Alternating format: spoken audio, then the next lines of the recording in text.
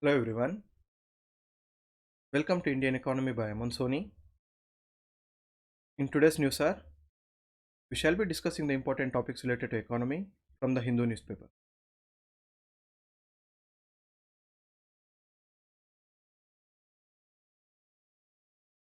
In the editorial page, this article talks about the mission Antyodaya. The articles begin by saying that in the constitution there are various articles and provisions regarding the economic development and social justice. For example, the article 243G and 243W speaks about bringing economic development and social justice in the local self-government. And for the purpose, the district planning committee, they have to prepare the plan for the spatial development of the entire district, and the state finance commissions, they have to ensure the vertical and horizontal equity. That is, out of the funds that the state government has and out of the grants that the state government receives from the center and the tax devolution that happens to the center, the state government and the state finance commission especially will determine the amount that the state government will spend and the amount that the self-government institutions, that is the panchayat and the municipal corporations and district corporations, would get. So that is why the vertical and horizontal equity, because the state finance commission determines how much the Jilla Panchayat and Panchayats get and how much the state governments get to spend. There are also other provisions like the reservation for women in the Panchayat, which is 1/3 in the constitution, and reservation for the scheduled caste and scheduled tribes. All these are made to ensure the economic and social justice takes place at the local level. But the article says that all these decentralized reforms, all these reforms which are aimed at decentralization, they have failed in properly bringing the social justice. For example, they give the Mission Antyodaya scheme as an example. The scheme was launched in 2017-18, and the main objective of the scheme was to eradicate poverty in various dimensions among the rural households. For this purpose, the scheme had to bring in various schemes together and coordinate so that we can finally remove the rural household poverty by targeting the most poor among the poor.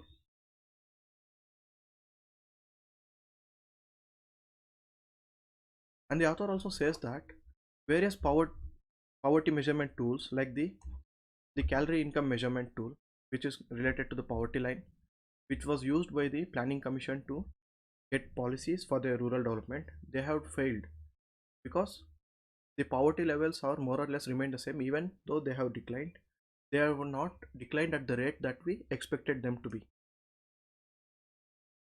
And the socio-economic caste census of 2011 says that almost 90% of the rural households have no salaried jobs. So you can see that the incomes of the rural household, only 10% have salaried jobs, so there is no fixed income. So for 90% of the rural households, the income fluctuates, and especially it is dependent on agriculture, and agriculture will get impacted because of so many factors, especially the monsoons, which are unpredictable, and the prices of goods and commodities which keep fluctuating. So the very income of the rural household is fluctuating, it is not fixed. And almost 53.7 million of households are landless.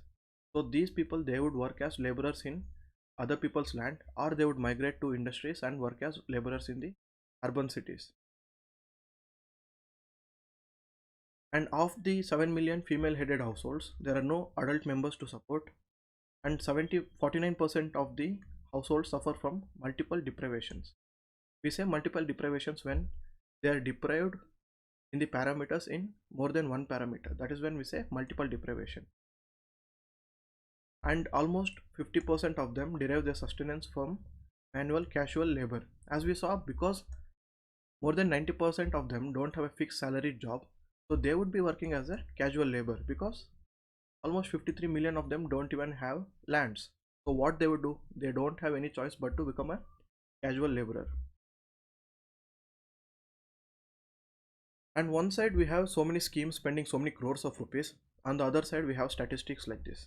The both happen in the same country, where every year more than $3 trillion, sorry, 3 trillion rupees is spent for the rural poor by the central and state government budgets and given credit through the self-help programs. And Mission Antodaya was one such needed intervention to reduce the rural poverty. The main scheme, the main objective of the scheme was to ensure the optimum use of resources by bringing coordination between various schemes that are already working towards the poverty eradication. And the Gram Panchayat was to be made as the main hub for the developmental plan here, because the government has realized that only with decentralized planning and decentralized devolution of funds, the development has to take place from the roots, from the Gram Panchayat level. Otherwise, the poverty and the government scheme impact won't be much. That is why the Gram Panchayat was made the hub, the main focus of the planning in the Mission Antodaya. And this, the author says, was inspired by the People's Plan of India. And under the Mission Antodaya, every year there was to be an annual survey collecting the data from almost 29 subjects, which are further divided into 112 parameters.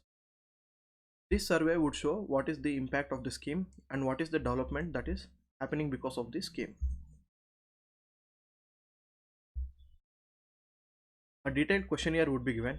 For example, the questionnaire would be collecting data regarding health, regarding the nutrition, social security, good governance, water management, etc.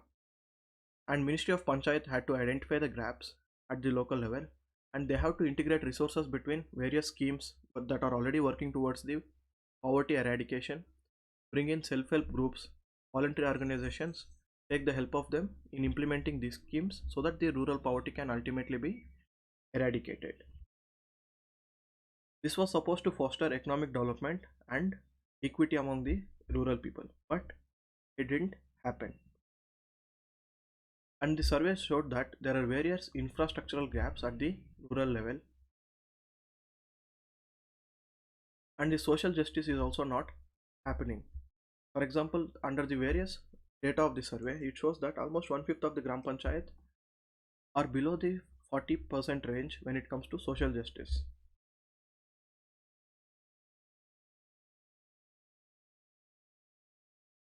So the author finally concludes by saying that through a scheme like Antyodaya scheme, we have various scope for reducing the rural-urban disparity, but there are no serious efforts taking place.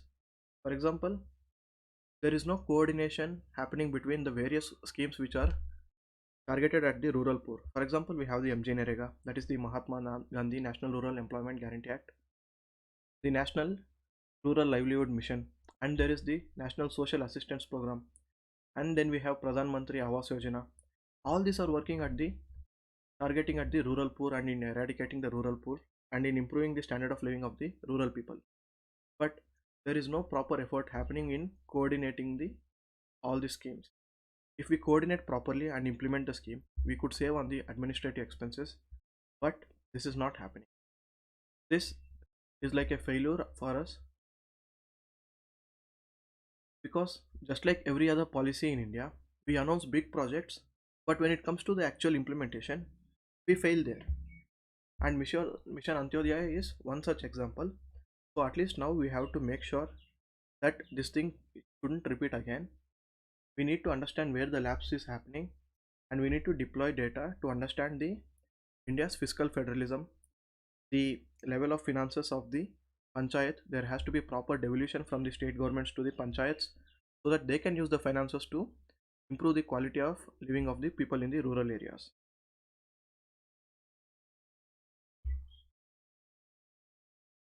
That's about this article, which discusses about the Mission Antyodaya scheme and what is the level of issues in the rural areas and what are the problems in eradicating the rural poverty, and how a scheme like Mission Antyodaya is also failing in doing that when it was launched to bring the coordination among various schemes, and it is not able to do that. In the news page,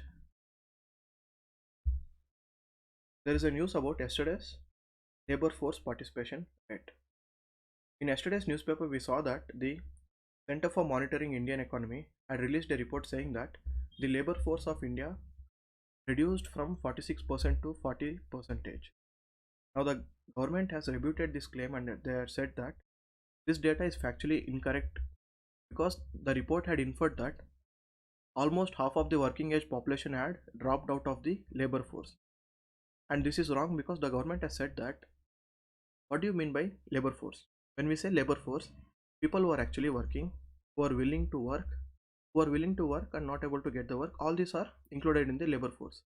But a person who is pursuing education, who is engaged in unpaid activities, and who is not actively looking for work, he should not be included in this labor force because that person is not looking for work. And the ministry gave various examples.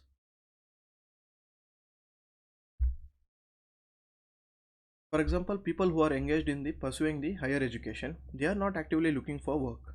And people who are engaged in unpaid activities, for example, production of goods for own consumption, this won't be calculated under the GDP.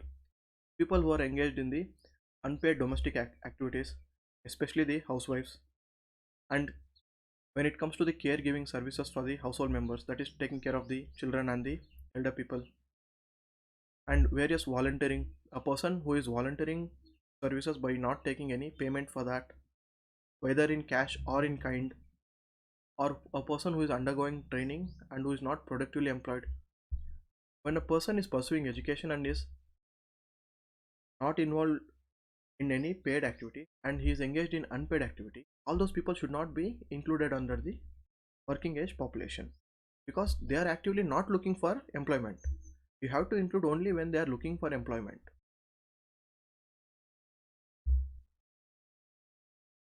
So the government has said that the data released by CMIE was incorrect, and they gave a different data saying that more than 10 crore people who are enrolled in the higher secondary, higher or technical education in 2019-20, almost 49% of them was women. Because in yesterday's report, CMIE had said that women have dropped more than the dropout of men from the labor force participation. Now they have said that because more women are pursuing higher education, it was obvious that the number has to be low because they are pursuing education here. And people who are pursuing education but are still in the working age population, all of them may not be seeking work.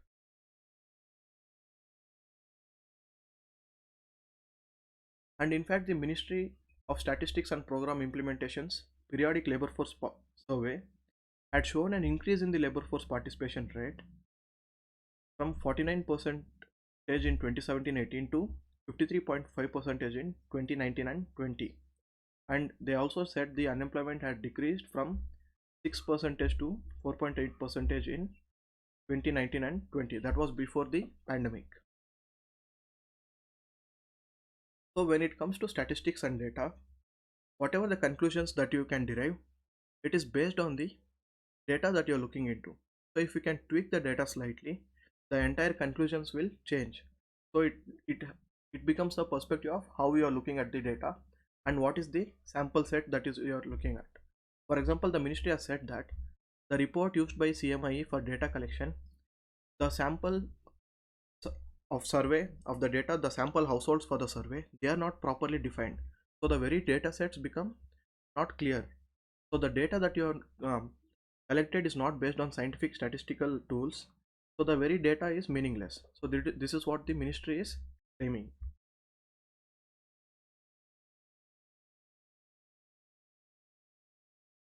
In the business page,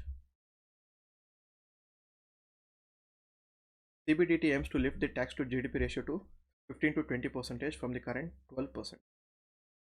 Now this year we are seeing a record high collections in the direct taxes, and earlier it used to happen that the indirect tax collection used to be more than the direct tax collection. Now this year the direct tax collection is more than the indirect tax collection, and the tax to GDP ratio currently is around 12%, and the government wants to increase it to 15 to 20% in the coming 5 to 10 years.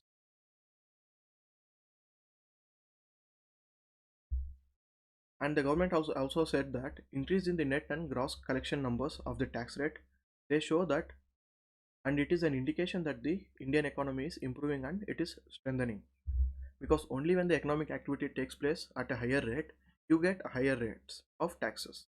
Now because there is higher rate tax collection, it shows that the economy is being stronger and it is strengthening.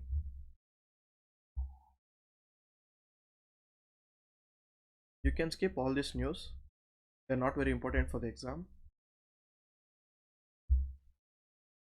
Here you just need to know the government is going to come up with a new policy for the EV batteries, because recently we have been seeing various news reports and in social media you would have seen about how the electronic vehicles they are bursting and the battery is blasting everywhere.